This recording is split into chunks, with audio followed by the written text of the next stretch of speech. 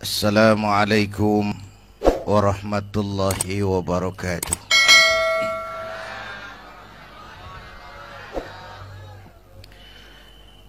Alhamdulillahi wa kafa. Wassalatu wassalamu ala sayyidina Muhammadinil Mustafa wa ala alihi wa ashabihi ahli sidqi wal wafa, amma ba'du. Para ulama yang saya muliakan, hadirin hadirat yang saya cintai, alhamdulillah malam ini kita sudah banyak mendapat mutiara-mutiara yang sangat berharga yang baru saja disampaikan oleh Bang Haji Roma Irama. Saya yakin besar manfaatnya buat kita semua. Mudah-mudahan apa yang kita dengarkan bisa kita amalkan. Saudara-saudara, sekarang ini banyak orang bisa memberi contoh, tapi sedikit orang bisa menjadi contoh.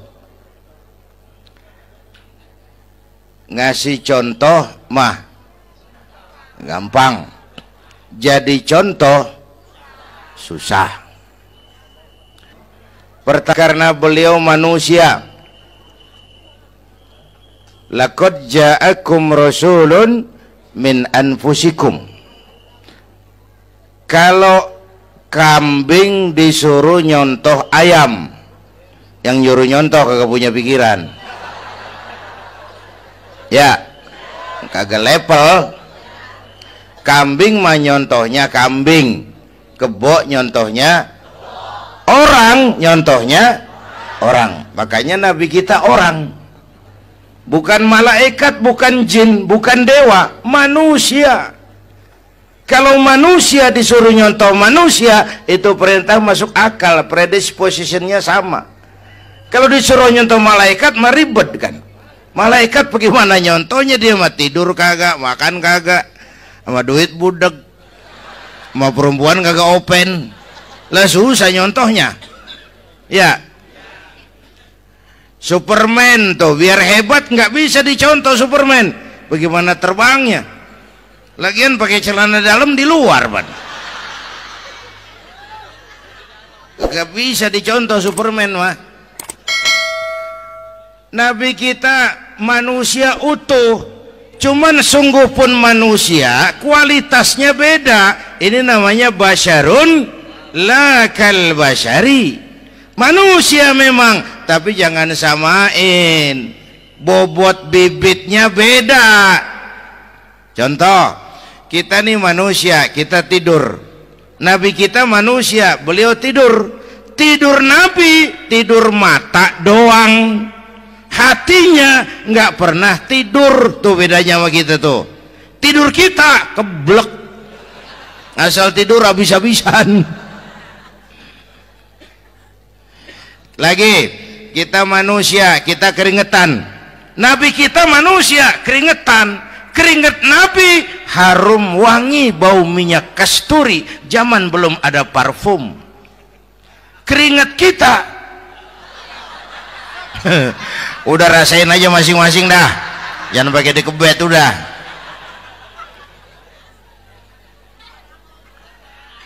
Contoh lagi, kita nih manusia nih, kita beludah nggak?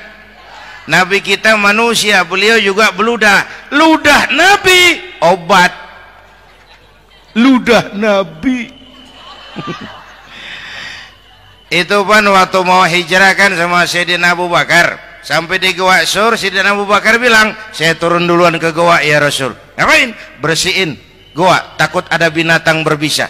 Silakan turun. Sayyidina Abu Bakar bersihin gua, bener tuh, tangannya digigit kalajengking, sakit, ngebet, bengkak.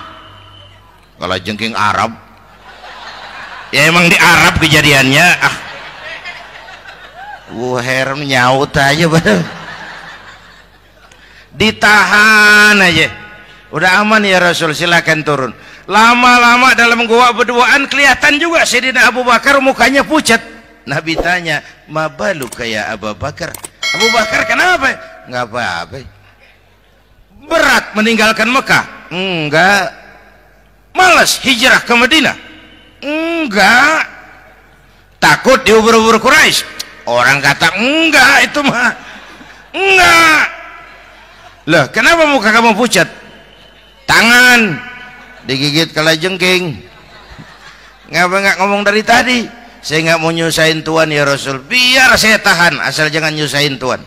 Ah, jangan begitu kau. Sini tanganmu, diambil sama baginda Nabi. Bismillahirrahmanirrahim. Cuh, diludahin. Ringkes sembuh saat itu juga. Ludah Nabi. Pengen tahu kita yang ludahin. Bengkak campur koreng.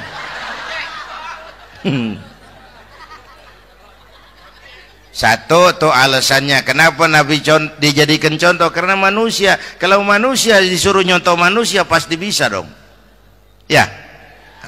Yang kedua, karena tadi kata Bang Haji Oma, pribadinya itu pribadi yang multidimensi. Mau nyontoh apa? Pak, saya ini pengusaha Pak. Nabi umur 9 tahun udah ke Syria tuh dagang lintas negara Syam. Saya jenderal Pak. Nabi mimpin tentara di medan perang Mas. Saya mau balik Pak. Nabi dakwah Bung. Saya guru Pak. Nabi ngajar Mas. Innama bu'istu mu'alliman. Aku diutus sebagai guru. Guru umat, guru bangsa. Saya politisi Pak. Nabi diplomat ulung Bung. Saya presiden Pak. Nabi mimpin bangsa dan negara Mas. Saya kepala rumah tangga Pak. Nabi punya anak bini Bang. Ayo lempengan mana dulu cari ngomong. Malah Nabi Isa tuh nggak bisa jadi contoh bagaimana membina rumah tangga bahagia. Bagaimana membina rumah tangga bahagia menurut contoh Nabi Isa? Nggak ada Mas. Kenapa? Nabi Isa belum sempat kawin. Ya, Nabi Isa belum sempat kawin. Ada pengikut Nabi Isa menyangka nggak kawin ajaran Nabi Isa, pada ngikut lagi nggak kawin. Tuh pastor tuh mubazir. Lah orang dikasih perabotan. Bang bener, saya kalau dalam Islam kiai kagak boleh kawin, saya pilih berhenti jadi kiai. Kalau kagak ada giro-giroan, botak rambut.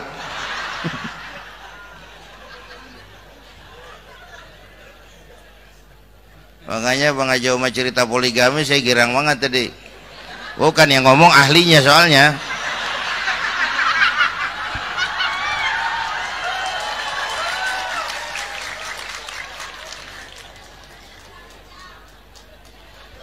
Dadah gitu aja deh ya. Nah, kata Imam Busair ini yang dahsyat. Ka'annahu wa huwa fardun fi jalalatihi fi askarin hina talqahu wa fi hasham. Sepertinya kehebatan Rasulullah itu sama, baik sendiri maupun di tengah tentara. Artinya begini, orang hebat banyak, tapi yang hebat di mana-mana susah nyarinya. Baginda Rasul ini lagi duduk hebat, lagi jalan hebat, ada di pasar hebat, lagi di masjid hebat, di medan perang hebat, di depan anak-anak hebat, di mata musuhnya hebat, di depan sahabatnya hebat, di mata istrinya hebat, di mana-mana hebat. Lah susah cari orang begini Bang. Ya, kita mah hebat juga setempat. Di kantor hebat, sekantor orang diomelin. Di kantor, pulang ke rumah dikeplak sama bininya diem aja. Nih di depan bininya dia kagak hebat dia mah.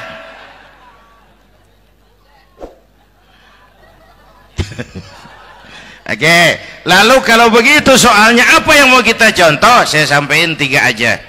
Pertama, Nabi kita ini tokoh yang sejak kecil udah ditempa kesusahan. Bu, tadi kata Bang Haji, Islam mengangkat derajat kaum perempuan. Karena perempuan banyak melahirkan orang besar.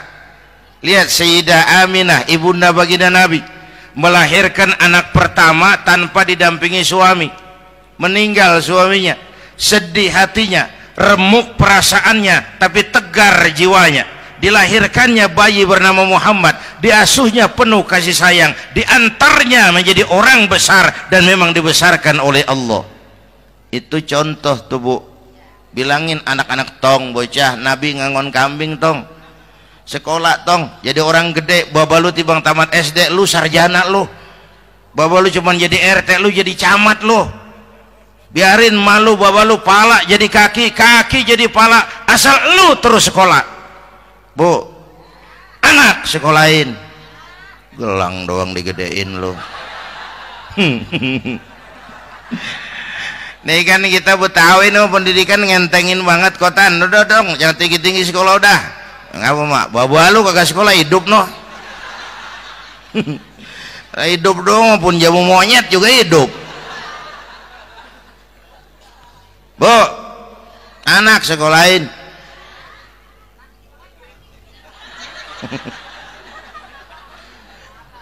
Mahatma Gandhi, kecilnya begeng, ceking, cacingan, leatim. Emaknya tuh, Gandhi sekolah nak, Gandhi belajar nak, Gandhi jadi orang besar nak. Kalau perlu belajar ke Inggris, biar Inggris menjajah kita. Gak apa-apa kau sekolah ke Inggris, tapi jangan jadi Inggris nak. Jangan pacaran sama bule, jangan sentuh minuman keras. Gandhi jadi orang besar. Mahatma Gandhi tumbuh karena dorongan emak. Mak, udah yatim. James Watt, Kang Bandrek. Emaknya tuh yang dorong tuh jadi orang besar. Belum lagi perempuan yang jadi besar. Di Indonesia ada Kartini, di Jawa Tengah ada Dewi Sartika, di Jawa Barat Dewi Sartika, di Bengkulu ada Fatmawati Soekarno, sang penjahit bendera merah putih.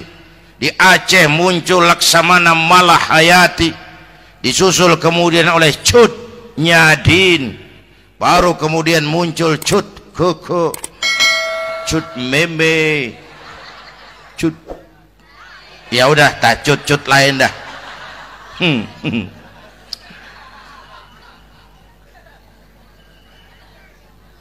Nabi ke remajanya nggak dikolokin, tegar, tahan bantingan, nggak cengeng. Begini bang, kalau bahasa kita nih, bahasa Betawi nih, orang mah bang kalau udah biasa susah ketemu susah nggak kaget udah. Ya kita Betawi kan masuk udah nukangin. Susah mulu. Saya santri nih biasa makan kangkung, datang ke rumah temen dikasih kangkung, makanan gue ini mat, dikasih daging ayam lah nambah. Emang apa? Orang mah kalau biasa susah enak, nggak kagetan. Saya santri biasa tidur di masjid, disuruh nginep di hotel lah pules nggak? Tapi yang biasa tidur di hotel suruh nginep di masjid encok. Makanya kemarin tuh waktu menteri-menteri baru dilantik tuh saya ngarepin tuh, mudah-mudahan nih menteri ini begitu dilantik bacaannya nawaitu sauma godin. Lu pada niat puasa dulu dah, entaran. Puasa kan bukan kagak boleh, nunda doang, nunda puasa mah. Tempe boleh maghrib, tahu boleh maghrib, air kelapa boleh maghrib. Lu menteri pada mau naik mobil mewah boleh, ntar kalau ekonomi udah mendingan, rakyat udah pada legaan napasnya. Ya sebab apa? Itu duit buat mobil para menteri kan duit negara. Duit negara kan duit rakyat. Duit rakyat kan duit gue juga, itu ada di situ. Gue bayar pajak. Sayangnya kebanyakan pejabat kita asal dilantik aja bacaannya Allahumma lakasumtu, niat buka puasa. Orang buka puasa kan kemaruk, apa jadi gares? Ya. Bu, jadi benar Islam mengangkat harkat, derajat, martabat kaum perempuan. Kata Bang Haji Umar tadi, dengar nggak tuh? Waktu Nabi ditanya, ya Rasul, siapa yang paling harus saya taati di dunia? Ibumu. Setelah itu, ibumu. Setelah itu, ibumu. Setelah itu, bapakmu. Ibu 3 kali disebut, bapak. Coba pikirin, ibu 3, bapak 1. 1 bapak. Ini bagaimana ngitungnya jadi? Ini jadi kerok begini nih ngitung nih.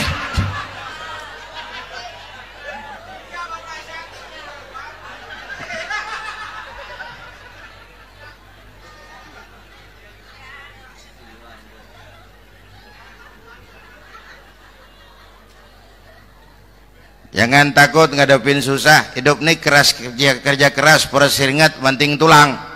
Ya Bu. Satu. Yang kedua, contoh dari Nabi. Orang yang paling bersih hatinya Rasulullah. Orang yang paling baik akhlaknya Rasulullah. Orang yang bahkan sudah dapat jaminan ampun dari segala dosa Rasulullah. Tapi orang yang kalau sholat malam sampai bengkak kakinya karena rajin sujud Rasulullah. Aspek ibadah. Apaan? Hei, diam-diam giliran gue ini ngomong.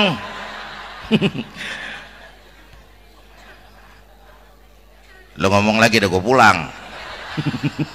Canda neng. Udah gantian ya. Ya. Apaan urusan? Orang yang dosanya udah dapat jaminan ampun, kalau sholat malam bengkak kakinya karena rajin sujud.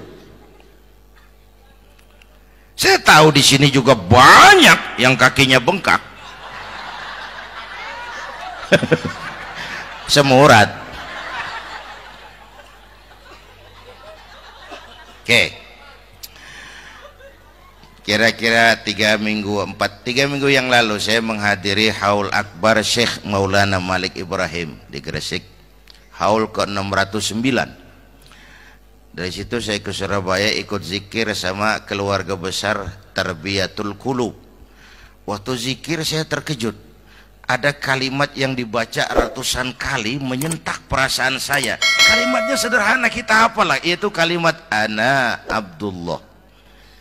Dibaca ratusan kali, Ana Abdullah, Ana Abdullah, Ana Abdullah, Ana Abdullah. Buat saya itu menyentak karena memperteguh komitmen, saya hamba Allah, saya hamba Allah. Ah, itu mah Pak Zainuddin kan biasa, itu mah kita semua juga hamba Allah. Betul. Ayo kita bikin luar biasa. Saya mau tanya, Bapak, Ibu hamba Allah apa bukan? 3 orang. Ibu hamba Allah apa bukan? Hamba Allah. Kata siapa? Nah, kata ibu sendiri. Kalau kata sendiri, pan namanya pan ngaku. Ya, orang ngaku mah boleh dong, tiba ngaku, namanya juga ngaku. Cuman diakuin apa enggak, kita pan belum tahu. Ngaku mah murah, diakuin mahal. Ya, yang gampang dah. Ibu kenal sama Presiden SBY? Kenal. Presiden SBY kenal sama ibu? Lo ngaku lo. Ngaku.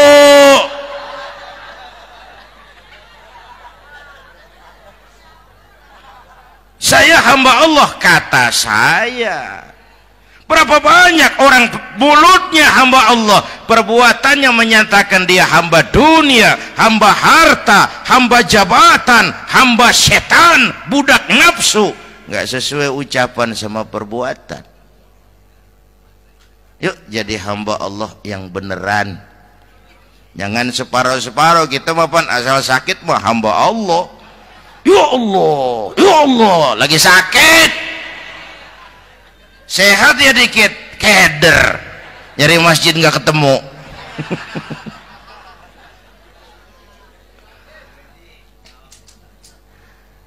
Apalagi kata Bang Haji tadi nih, kita nih kan zaman entertain nih, orang pada pintar bikin bungkusan sekarang Bang, ya abad entertain, orang pada bangun pencitraan.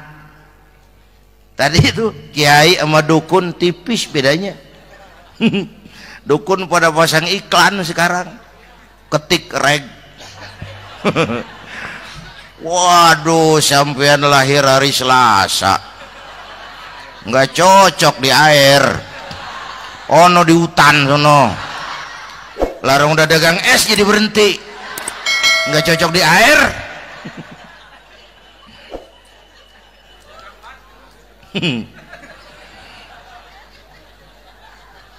Bu, di zaman nih siapa pakai apa, siapa mau jadi apa kagak urus nih. Bapak Ibu hadirin yang saya hormati, dan masyarakat kita ini kayak daun kering. Tahu daun kering? Gampang dikumpulin, susah diikat, berisik, gampang dibakar. Tuh daun kering. Penyakitnya kutil, kurang teliti, cepat heran, gampang kagum. Cepat heran, gampang kagum. Dulu ada tuh satu hari tabrakan di jalan kenceng, buah, korban jatuh belepotan darah, dikerubungin orang banyak. Datang wartawan mengambil gambar dari dekat, susah, orang banyak bener ngerubung. Cari akal nih wartawan, tolong saya dikasih jalan ke dekat korban. Orang nengok semua, saudara siapa? Saya bapaknya korban, katanya. Dia ngaku bapaknya korban. Ya orang minggir semua, minggir, ini ada bapaknya korban. Orang minggir semua, dia maju ke depan korban. Sampai di depan korban, pucat mukanya tuh wartawan. Kenapa? Yang ketabrak anak monyet, Pak. Dia udah kedongan ngaku bapaknya korban.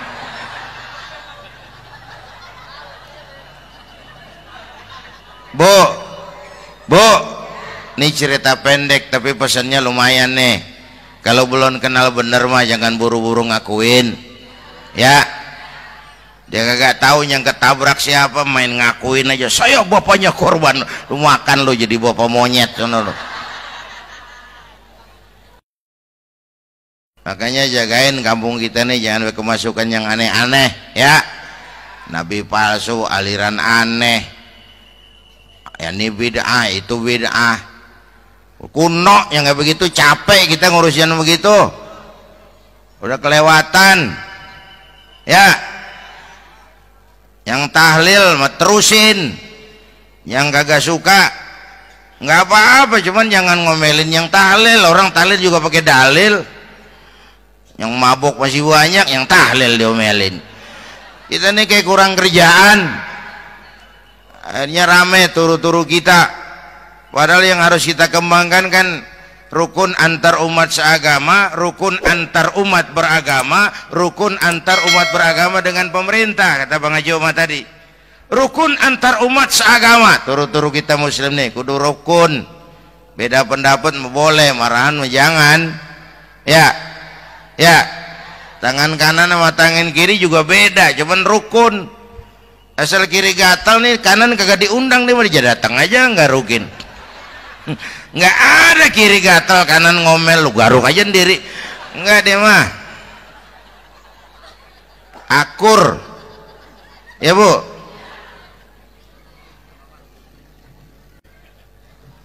Yang kedua, rukun antar umat beragama. Islam ini rahmatan lil. Yang ketiga, rukun antar umat beragama dengan pemerintah. Ini mah kita kan bermasyarakat sama juga sembahyang berjamaah, ada imam, ada makmum.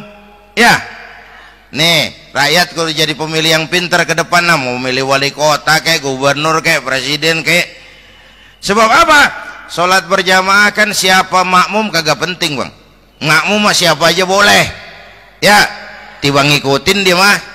ngaji deh mah gimana kayak nggak ada bab pemilihan makmum, nggak usah makmum mah kagak usah dipilih, siapa aja boleh ya bang, tuh orang budak bang boleh jadi makmum,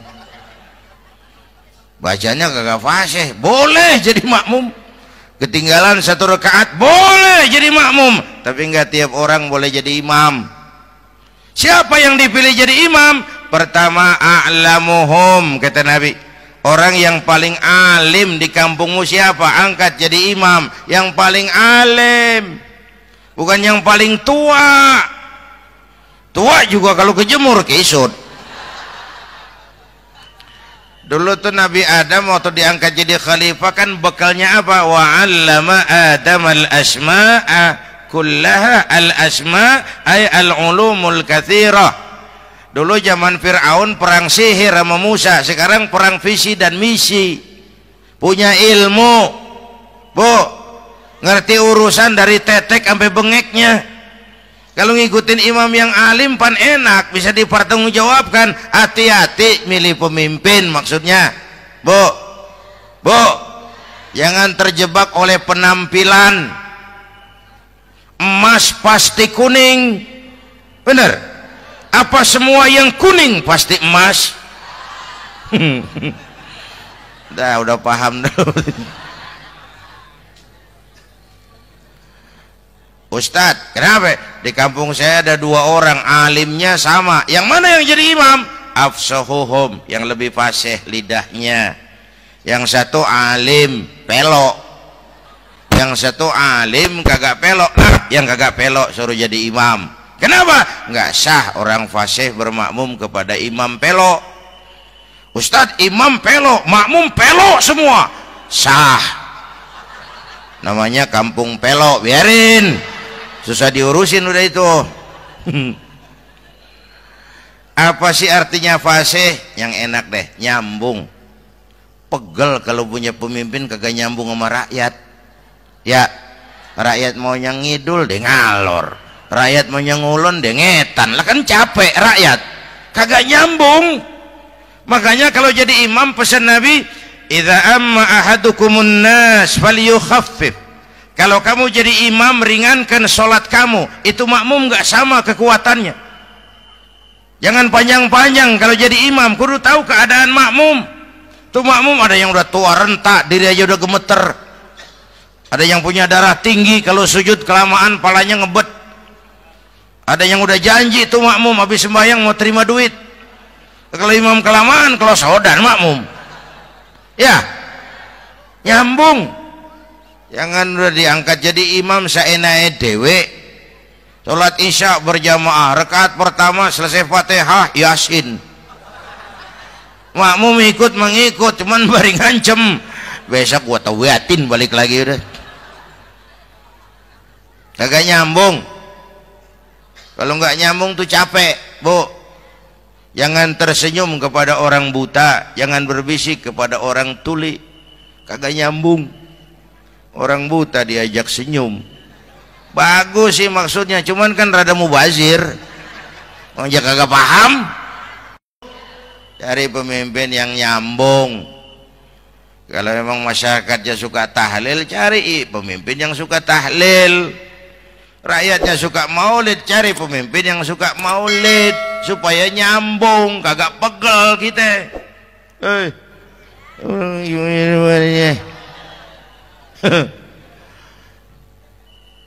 Bapak Ibu hadirin, saya balik urusan kita. Nyontoh Nabi ibadahnya luar biasa. Bu, kita ini perlu Allah. Kita ini perlu Allah. Semua kita perantau di bumi Allah ini. Perantau pasti pulang.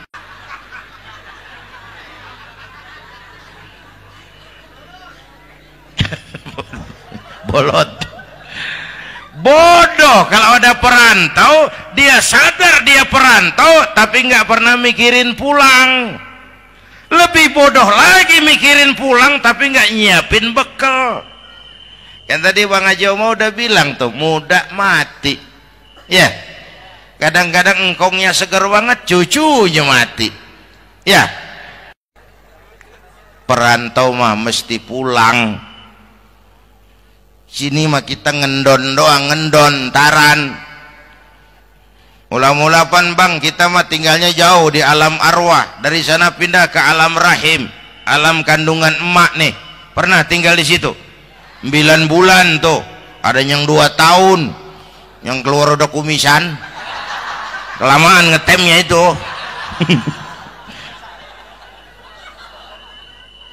Dari sisi ini mau pantas ibumu, bapakmu, karena alam rahim fisik dan psikis emak lebih capek dari kita bapak. Kita mah orang laki mah, kita mah pen investor gitu mah, nanam modal doang.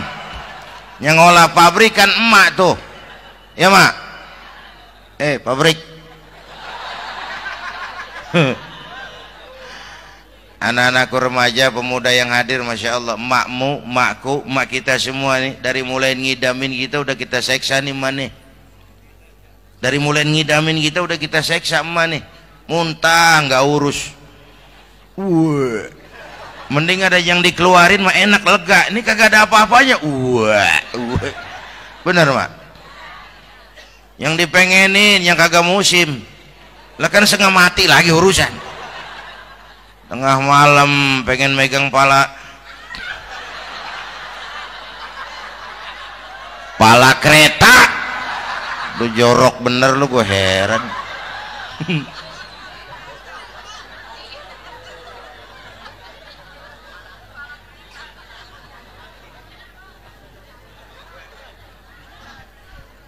Bapak Ibu hadirin, yang ketiga terakhir, contoh dari baginda Nabi. Modal utama perjuangannya adalah akhlak. Memperbaiki akhlak, pakai akhlak. Rasulullah ngajak, bukan ngejek. Rasulullah merangkul, bukan mukul. Rasulullah pakai argumen, bukan pakai sentimen. Tujuannya adalah kebenaran, bukan menang-menangan. Prinsip dakwahnya basyiru wala tunafiru, yassiru wala tu'assiru. Gembirakan orang, jangan ditakut-takutin. Mudahkan urusan orang, jangan dibikin sulit. Di masyarakat memang mendingan rakyat rendah berakhlak tinggi daripada pejabat tinggi berakhlak rendah. Dulu tahun 50-an orang kita kalau pergi haji ke Mekah 6 bulan. 6 bulan tuh orang udah pada lupa aja baru pulang. 6 bulan. Yang ada cuman kapal laut, Mekah Madinah onta. Banyak rampok lagi di gurun pasir Baduy itu. Dulu orang tua kita belajar manasik, kalian belajar silat. Sekarang karena kemudahan kemajuan ilmu menciptakan Boeing memotong waktu 5 bulan, orang pergi haji cukup sebulan. Bapak Ibu hadirin yang saya hormati, oleh karena itu menjaga nilai-nilai akhlak itu penting. Kepada siapa kita harus berakhlak? Pertama, kita harus berakhlak kepada Allah. Bagaimana caranya? Jangan menyekutukannya dengan sesuatu pun. Yang kedua, jangan menyembah kecuali hanya kepadanya. Yang kedua, kita harus berakhlak kepada sesama tadi itu. Yang ketiga, kepada lingkungan. Saya dulu masih zaman ada almarhum kakek saya, engkong. Kampung saya banjir, air masuk ke rumah. Saya teriak, "Kong, banjir Kong." Engkong saya ketawa, "Biarin, bukan salah air." Habis, salah lo. Salah kita bagaimana Kong? Lah lo tempat air lo tempatin. Yang punya tempat datang ya kagak ngerti, ini tempat gua, ini di sini nggak pada lo, lah banjir. Engkong saya nggak makan bangku sekolahan, tapi wise Pak. Air kan bukan musuh, air kan temen kan kudu punya tempat. Lalu kagak punya tempat, pantas kemana dia ngayap, banjir. Ya. Dulu saya remaja ngaji babul istinja, kiai ngajar makro. Buang air kecil di tanah berlubang. Saya tanya, kenapa makruh Kiai? Pertama, untuk alasan kesehatan. Siapa tahu di lubang yang kamu kencingi ada gas beracun. Kalau tidak Kiai, Kalau tidak, maka artinya melindungi binatang yang ada di dalam lubang. Siapa tahu di lubang yang kamu kencingin ada semut sedang rapat membahas laporan Susno Duaji. Apa dosanya lalu mati dikencingin? Ini namanya rahmatan li semut. Saya mau bilang alam sekarang tidak seramah dulu karena kita juga nggak ramah sama alam. Bapak Ibu hadirin yang saya hormati, padahal watak Islam rahmatan lil alamin. Inilah barangkali